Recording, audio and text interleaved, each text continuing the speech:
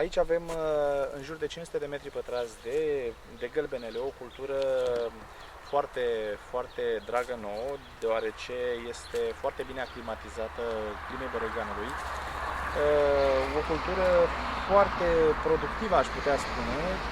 până în acest moment având aproximativ 3 culturi efectuate, 3 recoltări efectuate deja, urmând ca până în sfârșitul noiembrie-decembrie undeva să mai realizăm o cultură, două, urmând de asemenea în această perioadă să începem recoltarea semințelor de gălbenele,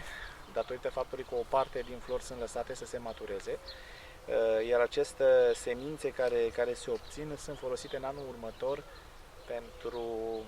însămânțarea unei noi suprafețe, dacă este necesar. Tot în perioada următoare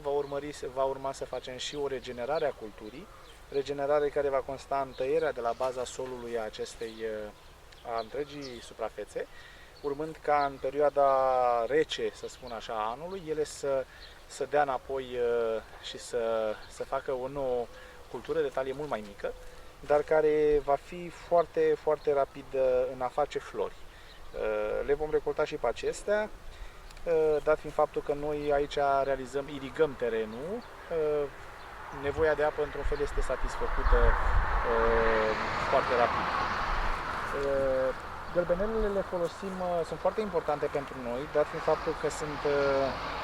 partea principală a cremelor care le facem pe bază de extract de gălbenele. Aceste gălbenele au un rol foarte important în tratarea afecțiunilor pielii, sunt cicatrizante, astringente și reușesc foarte bine să rezolve o mare parte din problemele epidermei pe ansamblu.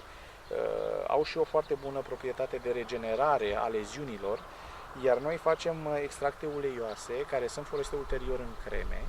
creme care sunt singurele de fapt din Uniunea Europeană fără vaselină sau alți compuși chimici, sunt efectiv creme 100% naturale, iar aceste gălbenele certificate organic sunt în cultură proprie și sunt recoltate manual. Nu există mașină de recoltat gălbenele, noi folosim cele două mâini pentru a le recolta,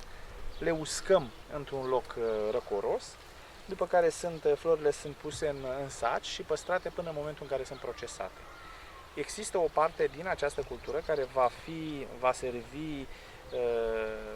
extragerii uleiurilor volatile, iar acest ulei esențial îl folosim într-o serie de produse cosmetice, produse care conțin acest extract nu pe baza unui extract uleios, ci pe baza unui ulei esențial. E nevoie de câteva picături pe flaconaj și acum depinde despre ce vorbim.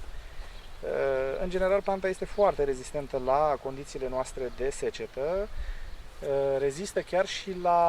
la grindină și la vânt puternic. E o plantă foarte rezistentă în general. Ea s-a aclimatizat bine la noi, am observat de asemenea că există mai multe soiuri în România. Cel de la SCDA Secuieni a fost foarte, foarte bun calitativ. Producția de flori este considerabilă, acesta fiind unul din momentele în care plantele se află spre perioada de sfârșit a recoltărilor, dar ținând cont de exemplu că anul trecut de Crăciun recoltam gălbenele, consider că este o plantă foarte fertilă, iar cremele obținute din gălbenelele noastre merg din Olanda până în Turcia la export și sunt foarte apreciate pentru ceea ce oferă, fiind, așa cum am spus de altfel, și singurele de pe piață realizate cu adevărat dintr-un extract de flori de gălbenele.